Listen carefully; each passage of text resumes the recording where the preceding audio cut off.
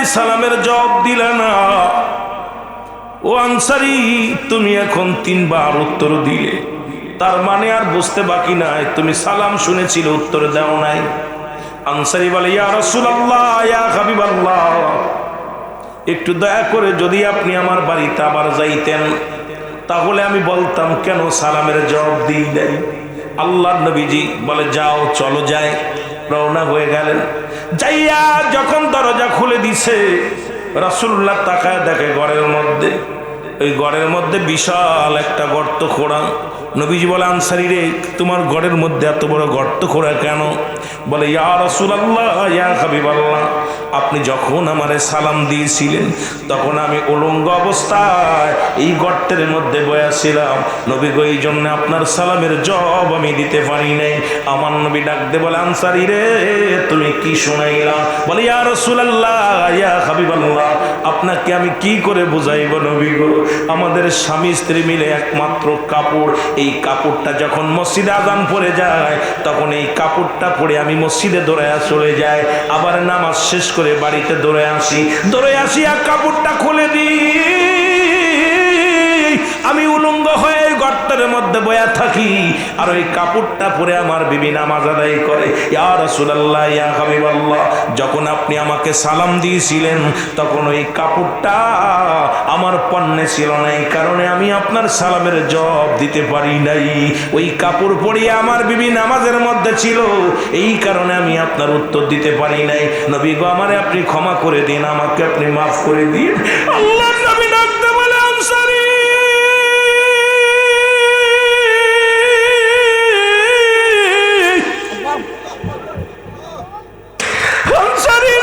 আমি নবী কথা দিলাম রে, আমি নবী কথা দিলাম রে, ইয়াউমাল কিয়ামতের ময়দানে রে আনসারী, আমি তোমাদের স্বামী স্ত্রী দুজনকেই নিয়ে জান্নাতে প্রবেশ করব।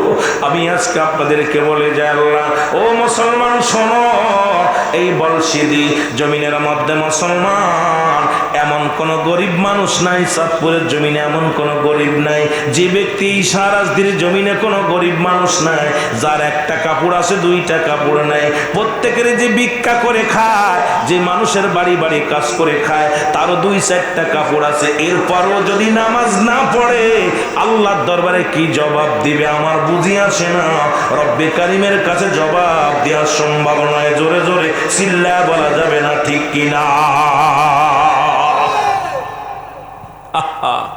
রসুলের গরিব সাহাবী এক কাপড়ে স্বামী স্ত্রী দুজন নামাজ পড়ছে।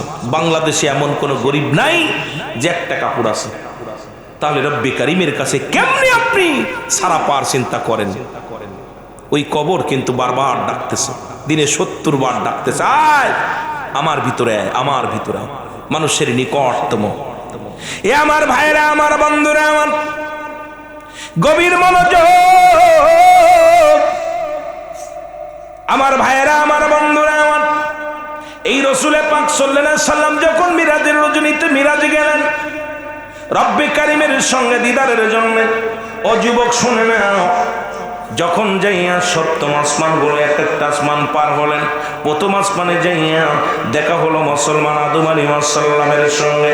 এইরকম যখন মুসলমান একটু গভীর মনোযোগ, যেহেতু মিরাজের রজনী গতকাল গেছে, সবে বরাত সামনে, সব মিলায়া কবরবাসীদের স্মরণে বাস্তবতা নিয়ে কিছু কথা বলবো, যদি রব্বুল আলামিন দয়া করে একটু খেয়াল করবেন। নবীজি দেখতে পাইলেন এক পাশে ছোট ছোট গুঁড়ো গুঁড়ো পিপিলিকার মতো অসংখ্য পিপিলিকা বসে আছে, আর বাম পাশে কিছু পিপিলিকা।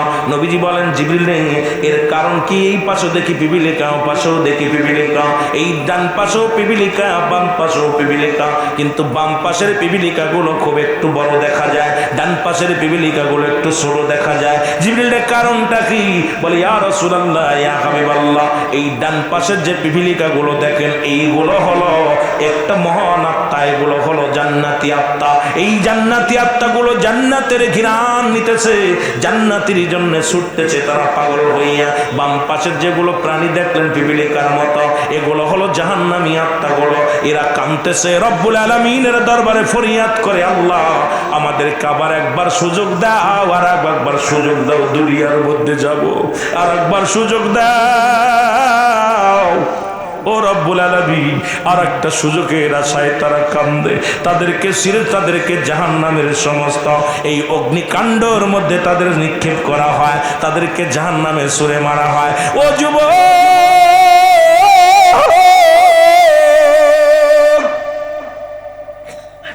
সুতরাং এমন একটা দিন আসবে যে দেশে গেলে মানুষের বিচার হয়, যে দেশে গেলে মানুষের বিচার হয়।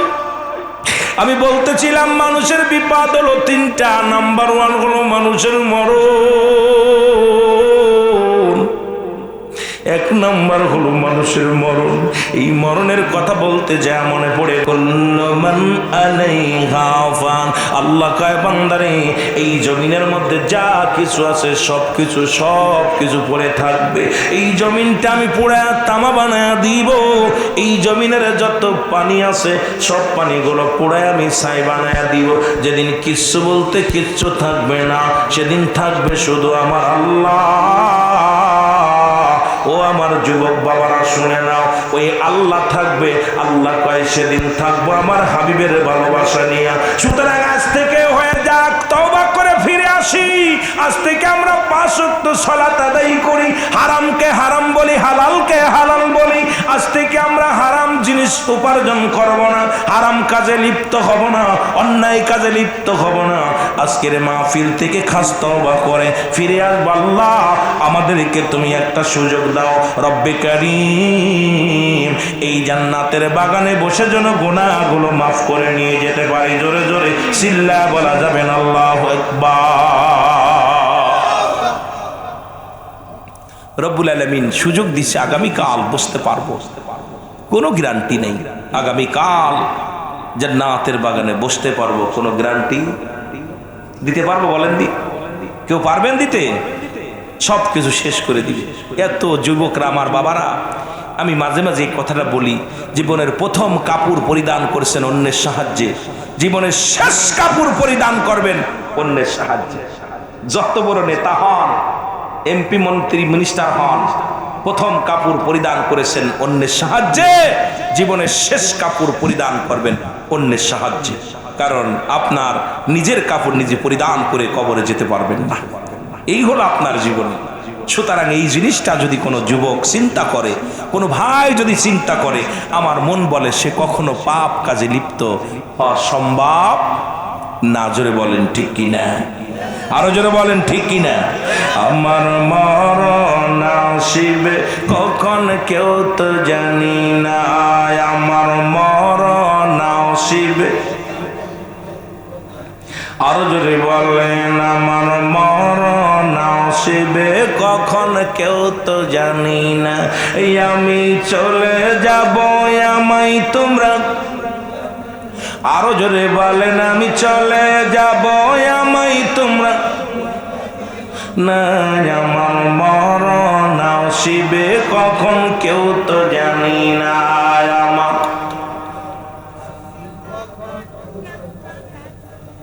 এটা জিনিস খেয়াল করলাম যে আপনাদের মরণের ভয় কারোর ভিতরে নাই।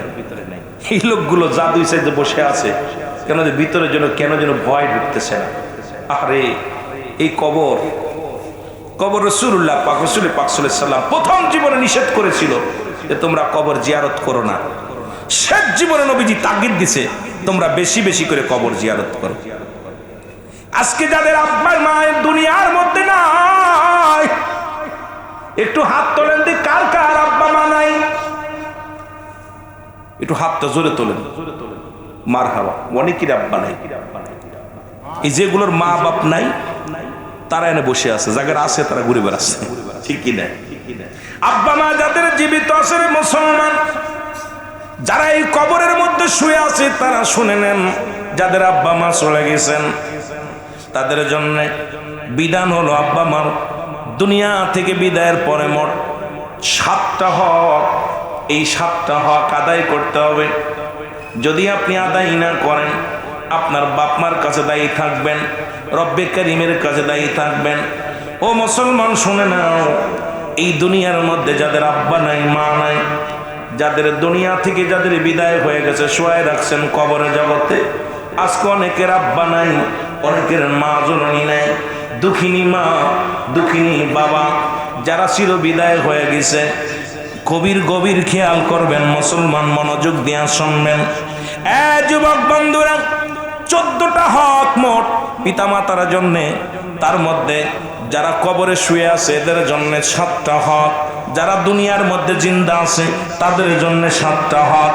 তার মধ্যে 1 নাম্বার হলো, ভালো করে খেয়াল করবেন, যাদের আব্বা মা চলে গেছেন, দেখেন এগুলো আদায় করেন কি করেন না জানি না।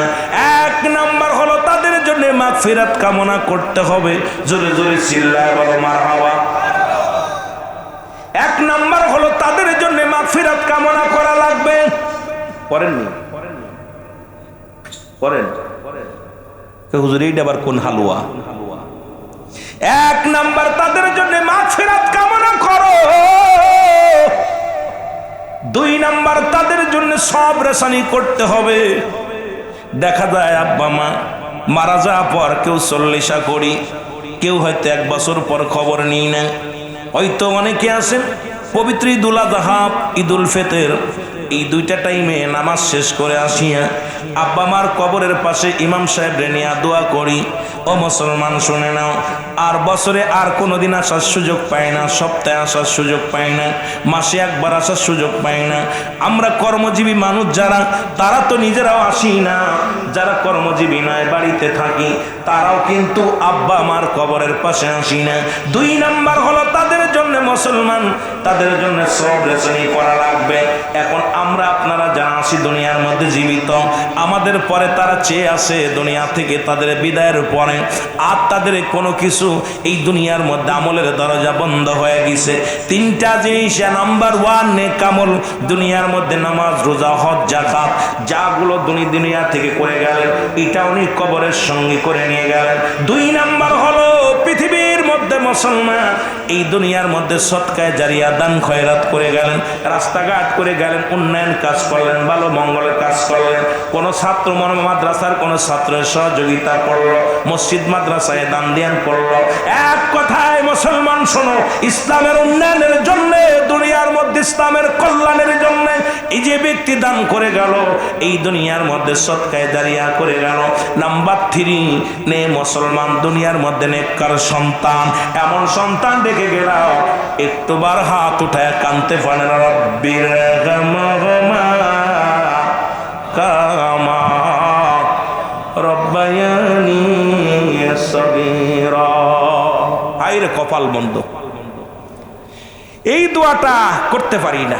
রাসূল পাক সাল্লাল্লাহু আলাইহি ওয়াসাল্লাম সাহাবীদেরকে বললেন, তোমরা এমন একটা কথা শোনো। কি কথা? হলো তোমরা যদি কোনো ব্যক্তি মার মুখ, বাবা মুখের দিকে তাকাও, মায়ের নজরে তাকাও, একটা কবুল হজের সব লেখা হবে। সুবহানাল্লাহ। বাবা মার মুখের দিকে তাকাইবা, বাপ মারা সালাম দিবা, আসসালামু আলাইকুম মা, আসসালামু আলাইকুম বাবা, তোমার আমল নামে একটা কবুল হজের সব লেখা হয়ে যাবে। সাহাবীরা অনেকেই চোখের পানি পড়া শুরু করলো, কারণ কিছুদিন আগে আব্বা মারে হারাইছে।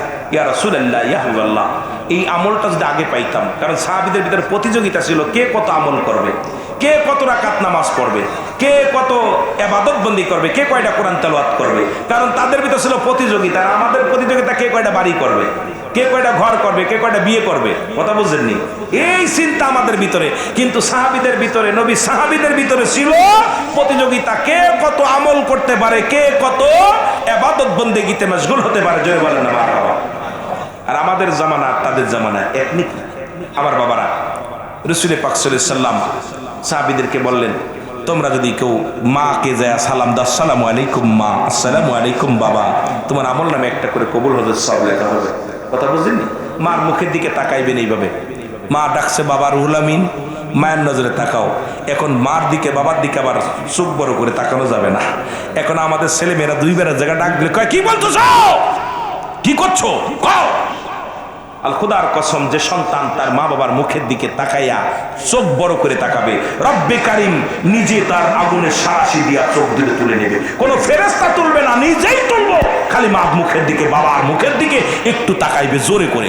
মা যদি নামাজ দাঁড়াইছেন, বাবা দাঁড়াইছেন, নামাজ দাঁড়াইছেন, ছেলে দাঁড়াইছে নামাজে, এক ফরজ নামাজ ব্যতীত সুন্নাত নফল দাঁড়াই গেছে, বাবা ডাক দিছে রুল আমিন, ছেড়ে দাও নামাজ, ছেড়ে দাও নামাজ, নামাজটা ছেড়ে দাও। একমাত্র ফরজ নামাজ ব্যতীত যখন ফরজটা পড়তেছো, আদায় করতেছো, আল্লাহর হুকুম পালন করতেছো, নামাজ ডাক দিয়ে রুল আমিন আপনার ডাক দিছে মৌলানা রফিকুল ইসলাম সাহেব, মৌলানা অমক সাহেব, মৌলানা ইউসুফ সাহেব, মৌলানা ফখরুদ্দিন ডাক দিছে, একজন আবু নাসির সাহেব, আলাউদ্দিন সাহেব ডাক দিল, যারাই দিল সঙ্গে সঙ্গে ছেড়ে দাও নামাজ। ফরজ নামাজ পড়তেছেন, এখন কি আপনার হালাত কি? নামাজে আছেন, সালামটা ফিরে কানে আসছে আব্বার ডাক, মার ডাক, সালামটা ফিরে ডাক ডাকে আব্বার ডাকে সারা নাও, আব্বু আমি তো নামাজের মধ্যে ছিলাম, ক্ষমা চাই, ডাকের উত্তর নিতে পারি নাই। তাহলে আপনি যখন ফরজ ব্যতীত সুন্নাত নফল এই ইবাদত বন্দেগীর মধ্যে থাকলেও আব্বা মা ডাক দিলে ছেড়ে দাও, আগে মার ডাকে সারা দাও, বাবার ডাকে সারা দাও। জোরে বলেন না মার বাবা, আরো জোরে বলেন না। এই যে জুরাইস নামে একজন আল্লাহর ওলি ছিল, আপনারা জানেন সবাই, ওদিকে যাওয়া সম্ভব হবে কি জানি না। উনি কিন্তু বিশাল বিশাল একজন আমলদারি, একজন আল্লাহর ওলি ছিল, ওলি ছিল। কিন্তু মা যখন ডাক দিছে, মা তাকে ডাক দিছে, ডাক দেওয়ার পর উনি চিন্তা করতে, আমি ইবাদত করতেছি, ইবাদত বন্দি করতে আল্লাহর ডাকতেছি ঘরের মধ্যে বয়া বয়া ইবাদতে মশগুল আছেন, আর মা ঘরের বাইরে দাঁড়ায় বলছে জুরাইস, জুরাইস ডাক দিছে। উনি মায়ের ডাকে কোনো গুরুত্ব দেই নেই, কিন্তু চিন্তা করে আমি আল্লাহর সঙ্গে এখন সম্পর্ক আমার, এখন কি মার ডাকে সাড়া দেওয়া সম্ভব? উনি এরকম দাঁড়াই আছে, হঠাৎ করে আমার মা জননীর মুখ দিয়ে বাইর হয়ে গেছে, বাবা আজকে ইবাদত বন্দি করতো, কি করতো জানি না, তবে আমি তোকে অভিশাপ দিলাম, এমন একটা দিন যেন আসে তুই একটা কেলেঙ্কারি নিয়ে, নারী কেলেঙ্কারি নিয়ে যেন কবরে যাস। বুঝলেন, মার মুখ দিয়ে বাইর হয়ে গেছে যে তুই যেন জিনাকারী হয়ে যাস। মার মুখ দিয়ে ঠিক একই অবস্থা। ওই জমিনের মধ্যে, ওই এলাকার মধ্যে উনি এত বুজুর্গ, প্রচুর বুজুর্গ, এমন বুজুর্গ কারোর সঙ্গে কথা বলে না। উনি নির্জন এক জায়গায় যাইয়া তসবি টেপে নামাজ আদায় করে আর আল্লাহ জিকির করে বয়ে বয়ে, কারোর ধার ধারে না, একা একা বয়ে বয়ে। ওই এলাকার সবাই তার জন্য পাগল এগুলি, এমন আবেদ মানুষ, এমন বুজুর্গ মানুষ আর নজরে পড়ে নাই কারুর। চিন্তা করি, এত বড় বুজুর্গ কারোর লোকে কথা বলে না, কারোর দাওয়াত নেয় না, কারোর কাজ খায় না, খালি ওই ঘরের মধ্যে বয়া বয়ে, ইবাদত খানায় বয়া, ওই খানকা শরীফে বয়া বয়া বয়া উনি খালি তসবি টেপে। এত বড় বুজুর্গ মানুষ তো এলাকার মধ্যে আর নাই, কিন্তু ওই এলাকার মধ্যে আল্লাহ তো কবুল করে হেলেছে দোয়া।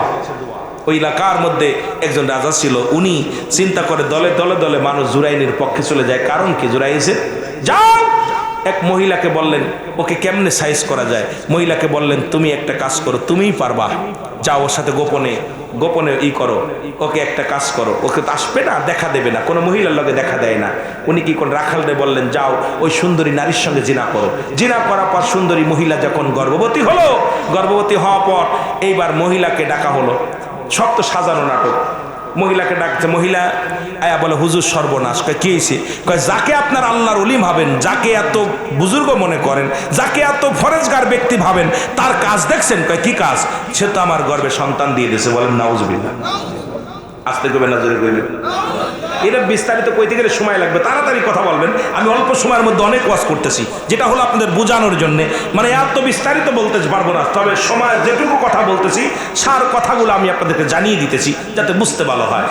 আমার বাবারা কি করলেন, এইবার ডাক দিয়ে উজির জুরাইজকে তলব ধরে নিয়ে আসো। ধরে আনা হলো, ওনাকে জুরাইজকে ধরে আনা হলো রাজার দরবারে। তুমি কি জিনা করছো? কয় হুজুর জিনা করি নাই। এই মহিলাটা চেনো? কয় না চিনি না। মহিলার বলতো তুমি কে চেনো? কয় চিনি, উনি তো আমার এই গর্ভে সন্তান দিছে। নাউজুবিল্লাহ বলেন না। বলেন দি কোনো মহিলা যদি কোনো পুরুষের বিপক্ষে বলে, আমাদের ইমাম সাহেব বলেন, আলাউদ্দিন ভাই বলেন, আর আমাদের ওই আরেক ভাই বলেন, আপনার আনিসুর ভাই বলেন, আর যেই বলেন সবাই তো তার পক্ষে নেবে, কারণ মহিলার পক্ষে সবাই যাবে, ঠিক কি না? কেউ কি পুরুষের পক্ষে যাবে? কেউ পুরুষের পক্ষে যাবে না, সবাই মহিলার পক্ষে যাবে। এখন এত বড় বুজুর্গ এত বড় অন্যায় করছে, এত বড় অন্যায় করছে, ওকে বিচার করতে হবে। জুরাইজকে বলতো তুমি চেনো? কয় না চিনি না। আর ওকে বলতো, মহিলাকে বলতো তুমি চেনো? চিনি, ও আমার সঙ্গে জিনা করছে। তখন স্বীকার যাও জুরাইজ, ওকে বিয়ে করো, স্বীকার যাও যে তুমি অন্যায় করছো, তাহলে তোমাকে মাফ করে দেওয়া হবে। জুরাইজ কয় না, আমি এত বড় অপরাধ করি নাই। আমি জিনা তো দূরের কথা, এই মেয়েটার সঙ্গে আমার জীবনে দেখা হয় নাই। সুবহানাল্লাহ বলেন না। আহা, আমি বেগানা নারী দেখি নাই, আর আজকে বেগানে নারী নিয়ে শুয়ে আছি, গল্প করতেছি, কি যে অবস্থার মধ্যে আছে। এই জন্যে 5 শ্রেণী নারীকে বিয়ে করার কথা রসুল বলে গেছেন। কয় শ্রেণী? জোরে বলেন, কয় শ্রেণী? 5 শ্রেণী। ওয়াজ কই রাখলাম মনে রাখবেন, ভুলে যাবেন না। ভুলে গেলে বলবেন হুজুর ওই জায়গা ছেড়ে দিয়েছিলেন, তখন আপনি ওই জায়গায় গেলে আপনি বুঝতে পারবেন। কথা বোঝেন না?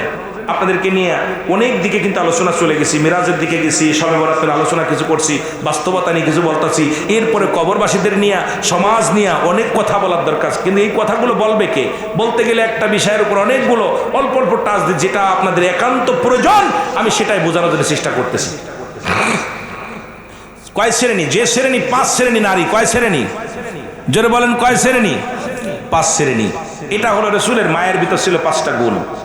আমাদের গাউসে পাক আব্দুল কাদের জিলানী, যাকে আমরা বড় পীর ভাবি, তার মায়ের ভিতরে 5টা গুণ ছিল।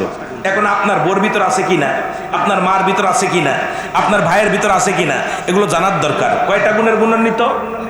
জোরে বলেন, কয় গুণের গুণান্বিত? 5টা গুণের গুণান্বিত। নাম্বার 1, 1 নাম্বার হলো সতীত্বর আমানতদারি। আমার মন বলে আপনাদের চাঁদপুরে আরো আছে কি জানি না, সবাই থাকতে আলহামদুলিল্লাহ, থাকলে আলহামদুলিল্লাহ। মামাতো ভাই, খালাতো ভাই, ফুফতো ভাই, যাদের চেহারা দেখা সম্পূর্ণ হারাম। কোথাও কোনো মৌলবী, কোনো মুফতি, 2 বল না, এই পাশে একটা বা সেটা সবাই আছেন। মামাতো ভাই, খালাতো ভাই, ফুফতো ভাই, চাচাতো ভাইয়ের চেহারা দেখা সম্পূর্ণ হারাম, দেওরের মুখ দেখা হারাম। এখন কয়টা বাড়ি পর্দা আছে? এই বিধানগুলো কিসের ওয়াজ দিয়ে লাভ কি? আগে আমরা জানতাম চাঁদপুর, নোয়াখালী, কুমিল্লা খুব পর্দাশীলতা এলাকা। আয়া এখন দেখি এদারে রাস্তায় বেশি। যেরকম ঠিক কিনা? রাগ করেননি? আমরা আগে মাগুরার মানুষ জানতাম যে এলাকার মানুষগুলো বালা, এখন আয়া দেখি এরাও রাস্তাঘাট বালা চিনছে, খালি বাজার ঘাটে মহিলা। অবস্থা খুব খারাপ। পর্দা মানি না, কারণ পর্দার বিধান, পর্দাও ফরজ, নামাজও ফরজ। নামাজ যেমন ফরজ হয়েছে, পর্দাও ফরজ হয়েছে। সুতরাং আপনি পর্দা ছেড়ে দিয়ে আপনার নারী, আপনার বিটার বউ চলে যাচ্ছে বেগানা পুরুষের সঙ্গে বাজার ঘাট করতে, আপনার বউ চলতেছে বেগানা পুরুষের হাত ধরে রাস্তা দিয়া চলতেছে, আর আপনি মনে করেন আপনি বেঁচে যাবেন। খোদার কসম, রব্বে কারীমের কাছে জবাব দিতে হবে, বাঁচা সম্ভব নয়। জোরে বলেন ঠিক কিনা? 1 নাম্বার হলো সতীত্বর আমানতদারি। এগুলো সতীত্ব শেষ করতেছে মামাতো ভাই, খালাতো ভাই, ফুফতো ভাই। কারণ এগুলো এখন ফেসবুক দেখলেই দেখা যায় সব শেষ। আর নারীর সবচেয়ে অমূল্য সম্পদ হলো তার সতীত্ব। এটা যদি একবার হারিয়ে ফেলে, সব হারিয়ে যাবে। কারণ এই দুনিয়ার মধ্যে ঝামেলার গুড়া হলো ওই দাউস মার্কা নারী। আর এই নারীগুলো আসার কারণে আজকে সমাজ জাতি সব শেষ। জোরে জোরে চিল্লায় বলেন ঠিক কিনা? এই জন্য রসুল মেরাজের রাত্রে ঘুরে এসে বললে, আম্মাজান আয়েশা বলে, আয়েশা রে, আমি দেখলাম এক জাতি নারীর লজ্জাস্থান দিয়ে আগুনের ফুলকি ঢুকানো হচ্ছে, আর এক জাতি পুরুষের লজ্জাস্থান দিয়ে আগুনের ফুলকি বাইর করা হচ্ছে। বলি, ইয়া রাসূলুল্লাহ, ওরা কারা? ওই সমস্ত নারীরা পুরুষের প্রতি আসক্ত ছিল, আর ওই সমস্ত পুরুষগণ নারীদের প্রতি আসক্ত ছিল। তারা দুনিয়ার মধ্যে আরেক দল, নবীজি বলতেছেন, আরেক জায়গা দেয়া দেখলাম পচা গোস্ত একটা পাতিলের ভিতরে, আর একটা গোস্তে ভালো গোস্ত। এই মানুষগুলো খালি পচা গোস্ত খাইতেছে, পচা গোস্ত উঠায় উঠায় খাইতেছে। নবীজি বললেন, আম্মাজান আয়েশা বলেন, ইয়া রাসূলুল্লাহ, ইহা বলে এদের হাকিকতটা কি? নবীজি বললেন, এই সমস্ত ছেলেরা যারা নিজের বিবি থুয়া, যারা অন্যর বিবির হক নষ্ট করছে, অন্য নিজের স্বামী থাকতে অন্য পুরুষের কাছে গেছে, এই সমস্ত মেয়েরা, এই সমস্ত ছেলেদেরকে পচা গোস্ত খাওয়ানো হবে হাসরের ময়দানে। জোরে জোরে বলো আল্লাহু আকবার। কথা কি বুঝছো? ক্লিয়ার? ক্লিয়ার? 2টা পাতিলে গোস্ত আছে, একটা গোস্ত ভালো আর একটা গোস্ত পচা। ওই পচা গোস্তগুলো ওরা উঠায় উঠায় খাচ্ছে। নবীজি জিগাইল, জিবরিল, কারণটা কি বলো দি? ও হুজুর, এই সমস্ত নারী আর এই সমস্ত পুরুষ দেখতেছেন, এরা স্বামীর হক নষ্ট করছে। স্বামী বিদেশে ছিল, অন্য পুরুষের সঙ্গে আড্ডা মারছে, আর এরা স্ত্রী ঘরে স্ত্রী থুইয়া ওরাও অন্য পুরুষ ও অন্য নারীর প্রতি আসক্ত ছিল। এই জন্যে এদেরকে পচা গোস্ত খাওয়ানো হচ্ছে। আরে এই যে কঠিন আযাবের কথাগুলো রাসূল বর্ণনা করেছে, এইটার পরও তোদের হিদায়াত হলো না। সারা পৃথিবীর মধ্যে উলামা ইকরাম এত ওয়াজ করতেছে, উলামা ইকরাম এত আলোচনা করতেছে, তারপরও আমরা কেন আমাদের চিন্তা ফিকির আসতেছে না? বড় কষ্ট লাগে। আমার ভাইয়েরা, আমার বন্ধুরা, আমার গভীর মনোযোগ। যে কথাগুলো বললাম, 4 নাম্বার হলো যদি গুণবতী নারী হয়, খোদার কসম দেখছেন আপনাদের মা বাবারে কত পিটায়া বাবারা ঘর থেকে বাইরে করে দিছে, মা কিন্তু ঘর ছাড়ে নাই, ঠিক কিনা? কত কষ্ট দিছে, স্বামীর বাড়ি আসিয়া কত কষ্ট করে খাইছে, জীবনেও কোনোদিন বাবার বাড়ির চিন্তা করে নাই, বাবার চিন্তা করে নাই, ভার চিন্তা করে নাই, মাসকে মাস পড়ে আছে, স্বামীর আদর সোয়াগ পায় নাই, তবুও কোনোদিন অন্য পুরুষের হাত ধরে নাই। আর এখনকার জামানায় বউ থুয়ে 3 মাস গেছেন বিদেশে, আয়া দেখেন বউ নাই। কথা বলে না আপনাদের লেখা ভালো হইলে তো আলহামদুলিল্লাহ। প্রতিনিয়ত বিদেশ থেকে আয়া দেখে বউ নাই, অ্যাকাউন্টও নাই, অ্যাকাউন্টে যা টাকা আছে এটাও গেছে, বউ গেছে। এর একটাই কারণ হলো সে গুণবতী রূপবতী নারী পাই নাই, গুণবতী নারী গুণ কখনো পাই নাই। আর এই গুণবতী নারী যদি একবার কপালে জুটে যায় দুনিয়ার মধ্যে জান্নাত। ও মুসলমান শুনে নাও, 5 নাম্বার হলো, এইগুলো বিবরণ দিয়ে আলোচনা করতে গেলে অনেক সময় লাগবে। 5 নাম্বার হলো এই পৃথিবীর মধ্যে একজন আদর্শবান চরিত্রবান বাবা মায়ের সন্তান। আজ থেকে প্রতিজ্ঞা করব, কোনো গাঁজাখোরের মেয়ে বিয়ে করব না, কোনো মদখোরের মেয়ে বিয়ে করব না, কোনো হিরণসিখোরের মেয়ে বিয়ে করব না। আজ থেকে প্রতিজ্ঞা করব, প্রয়োজন হলে বিয়ে করব না, তবু আজ থেকে প্রতিজ্ঞা করব কোনো ঘুষখোর, সুদখোর, গাঁজাখোর, মদখোর, ইয়াবাখোরের সঙ্গে কোনো আত্মীয়তা করব না। কারণ বাঘের পেটে বাগদাসা হয়, বিড়াল হয় না। ওই যে ওই রক্ত লেগে আছে ওদের মধ্যে, ওই রক্তের সঙ্গে কোনো আত্মীয়তা হবে না। যুবক তোদের পায়া ধরে বলে যায়, আজকে যুবকরা তো বসতে পারিস নাই, কপাল পোড়া, তোদের কি বলবো। আমি একটা কথা বলে যাই, দাবি রেখে যায়, প্রয়োজন হলে বিয়ে করিস না, দরকার নাই। তবু কোন ওই গাঁজাখোর, মদখোর, ইয়াবাখোর, ফেন্সিডিলখোর, মুসলমান মাদক সেবনকারী, এরপরে হলো সুদখোর আর ঘুষখোর, যত বড় টাকাওয়ালা হোক, বাড়িওয়ালা হোক, যত সুন্দরী নারী হোক না কেন, যত সুন্দরী হ্যান্ডসাম ছেলে হোক না কেন, তাদের সঙ্গে আত্মীয়তা নিজেরা করব না, কাউকে করতে দিব না। কে কে রাজি আছো একটু হাত দুটে তুলে দেখাও মাওলারে। আপনারা তো মাইনেছেন বিলে আইছেন, আর ওরা যারা ওদের পাগল তারা বসে আছে বাইরে। 3 তলা বাড়ি দেখে ভুলে যান না, সুন্দরী চেহারা দেখে ভুলে যান না। আগে দেখেন ওর বাপ ঘুষের সুদ ঘুষ করে, সুদ ঘুষ খায় নাকি, সুদ খায়া ঘুষ খায়া বিশাল বিলাস বহুল বাড়ি করছে। আমার দেশে অসংখ্য এই ঘুষখোর সারাদিন ভরে দিন মজুরি চাকরি করে, দিন মজুরি একটা মানুষ রিক্সা চালায়, সারাদিন পরে 1 মুঠা খাবার দিবে। আমার বাবারা, আমার এটাও আমার বাবারা, তাও আপনি শান্তি পাবেন, আল্লাহর কাছে কৈফিয়ত দিতে পারবেন। কিন্তু এই হারামখোর ঘুষ খাওয়া কি হারাম না হালাল? জোরে বলেন, ঘুষ খাওয়া কি হারাম না হালাল? সুদ খাওয়া হারাম না হালাল? শুয়োরের গোস্ত খাওয়া হারাম না হালাল? এই চাঁদপুরের জমিনে যারা, আপনাদের এই মহল্লার মধ্যে যারা, এই বলশিদ জমিনের মধ্যে যারা ঘুষ খায় আর সুদ খায়, খোদার কসম তাদের সামনে শুয়োর জব করে দেবেন। কারণ শুয়োর খাওয়া হারাম, ঘুষ খাওয়া হারাম, সুদ খাওয়া হারাম। খাবি সুদ আর ঘুষ, আয়া বাড়ি আইয়া বড় টুপি মাথায় দিয়ে মসজিদে বয়া বয়া তসবি টিপবি। অসংখ্য মুসল্লি আছে সুদের মধ্যে, ঘুষের মধ্যে। এই ঘুষখোর, সুদখোর সমাজ থেকে বিতাড়িত না করতে পারলে এই সমাজ জাতি বাঁচানো সম্ভব। কথা কয় না কেন? আমার মনে হচ্ছে আপনারা কষ্ট পাচ্ছেন আমার পরে। বাজান, আমাকে মরতে হবে, কবরে যেতে হবে। আজকে সুদ, অনেক মসজিদের সভাপতি সুদখোর, সেক্রেটারি ঘুষখোর, সুদখোর। কথা বুঝেননি? মসজিদের সভাপতি বানাবেন তারে যে ব্যক্তি ইমাম সাহেব ছুটিতে গেলে নামাজ পড়াইতে পারবে। কথা বুঝেন নাই? সেক্রেটারি বানাবেন তারে যে ব্যক্তি ইমাম সাহেব ছুটিতে গেলে, মুয়াজ্জিম সাহেব ছুটিতে গেলে আজান দিতে পারবে, নামাজ পড়াইতে পারবে। আর এমন একজনকে দিচ্ছেন দাড়ি আছে 25 বার, বিড়ি খায়, দিন ভরে বিড়ি খায়, সিগারেট খায়, এই যারা দিচ্ছেন সভাপতি বানায়া। আর মস্ত মোজগুলো রাখছে টাইট কইরা, দাড়িগুলো ফেলে দিছে, আয়া কয় আমি অমুক মসজিদের সভাপতি। কথা কয় না কেন? কথা কয় না কেন? হয়তো আপনাদেরটা ভালো তাই বিলে সব জায়গায় এগুলো আমাদের ধরছে, এই রোগে ধরছে বিলে কথাগুলো বলতেছি, ঠিক কি না? আমার ভাইরা, আমার বন্ধুরা, আমার এই 5টা গুণের নারী যদি বিবাহ করতে পারো, দুনিয়ার মধ্যে শান্তি ফিরে আসবে। সমাজ বাঁচবে, জাতি বাঁচবে, সংসার বাঁচবে।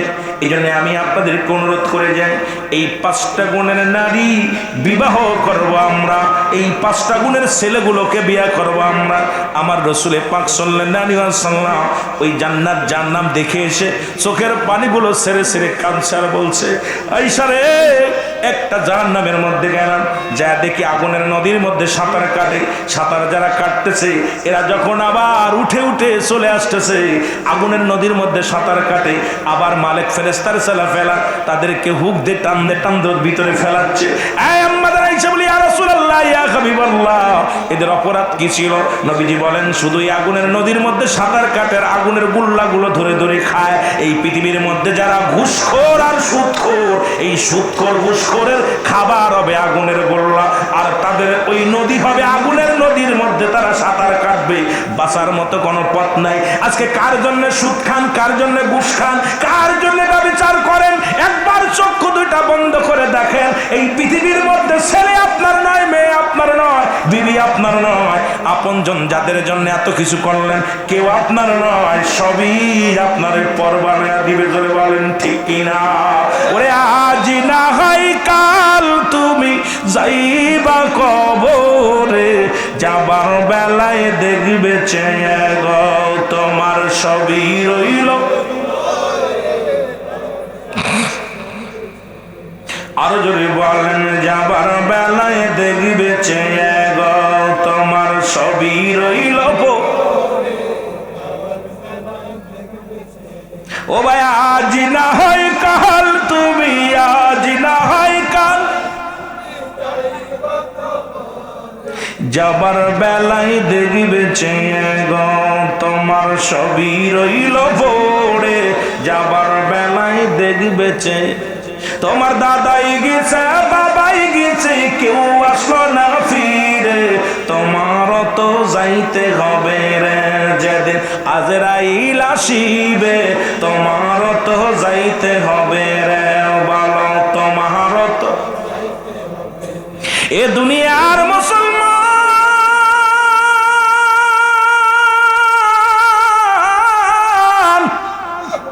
বলতেছিলাম যাদের আপনজন মারা গেছে, সপ্তাহ মনে আছে?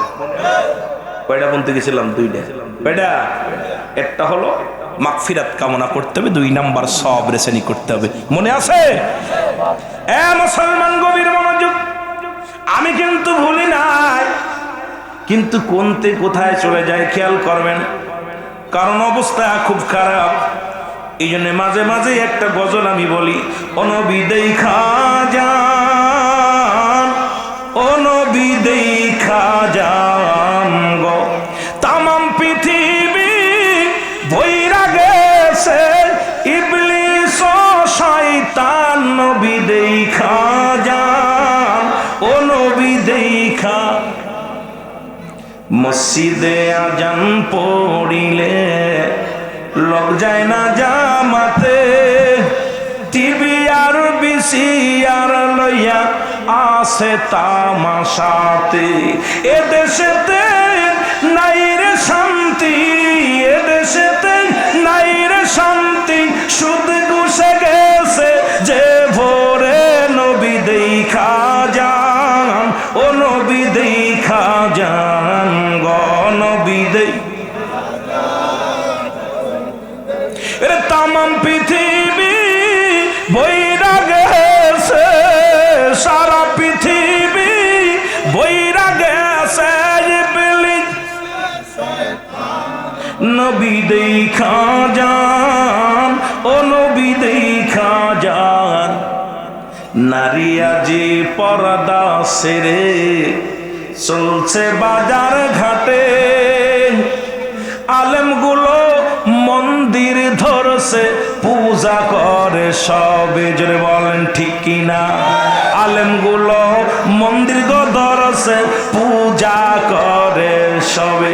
ইমান গেছে এবার চইলা, ইমান গেছে ওদের চইলা, বাসি আমি কেমনে, নবী দেখা যান, ও নবী দেখা যান গো, নবী দেখা। ওরে তামাম পৃথিবী বইরা গেছে, সারা পৃথিবী বইরা গেছে, ইবলিস ও শয়তান নবী দেই।